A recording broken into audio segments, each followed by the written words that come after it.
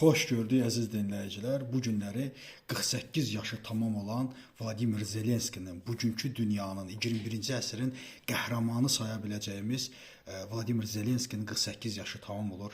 Biz də əlbəttə ki ona can sağlığı və uzun ömür diləyirik. Məhz Vladimir Zelenski bütün Avropanın biz səni azad elə, biz səni xilas eləməyə hazırıq dediyi halda, xeyr, mənə azad eləmək, məni qaçırtmaq yox, mənə silah verin ki, mən müdafiə olunum. Həqiqətən də bu günləri Vladimir Zelenski 4 ildir ki, istibdada qarşı vuruşur və 4 ildir ki, Rusiyanın o geopolitik və qlobal gücünü demək olar ki, məhv eləyir və bu günləri Rusiya belə razılaşır ki, artıq müharibədə qalib gələ bilmir. Mən bu Vladimir Zelenskini kiçik Napoleon Bonaparte, məhz 21-ci əsr Napoleon Bonapartı sayıram. Əlbəttə ki, bəzi rus pərəstlər bu məsələdə biraz gülürlər, amma unutmayın ki, bu günləri Amerikanın məhz təcrübəli generallarından biri olan Kit Kellogg da məhz bu yaxınlarda Vladimir Zelenski ilə görüşdükdən sonra sən Avram Lincoln'a oxşuyursan demişdi və həqiqətən əsrimizin Abraham Lincoln'u saymışdı. İkinci bir məsələ, məhz 4 ildir müqavimət göstərən Zelenski Avropanın da bir qürur yeridir.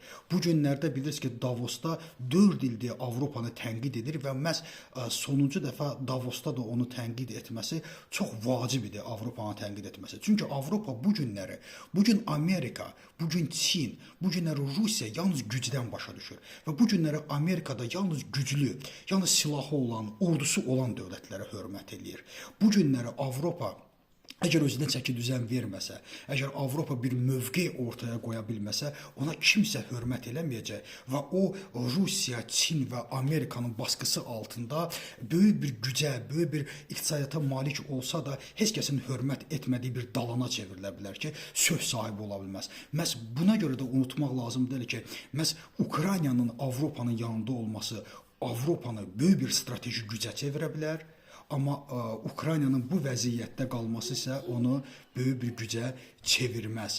Bu mənada Avropa özünə çəki düzən verməlidir və Avropa nəhayət öz maşınını işə salmalı və özünün güclü ordusunu yaratmaqla bərabər həm də bir iradə ortaya qoymalıdır. 4 ildir ki, Ukraynaya lazım olan silahlar verilmir, müəyyən tərəddüdlər, müəyyən geriləmələr, müəyyən siyasi konjunkturdan başqa formada çıxış etmələr, əlbəttə ki, bunlar Avropanı mövqeysiz qoyur və bütün bunlarla bərabər Rusiya kimi ölkələri, Çin kimi ölkələri də Avropanın üzünə qıcıldır və Ukraynanın alınması məsələsində onları rövnəqləndirir. Bunlar hamısı əlbəttə ki, Avropanın sərt bir üzünün olmaması sayəsindədir, sərt bir iradəsinin olmaması sayəsindədir. Ona görə də Ukrayna məsələsi bugün Avropanın da bütün dünyaya səs sala biləcək bir iradə ortaya qoymaqla dünyada özünü qlobal bir güc tərəfindən çevirə bilər. Təşəkkür edirəm.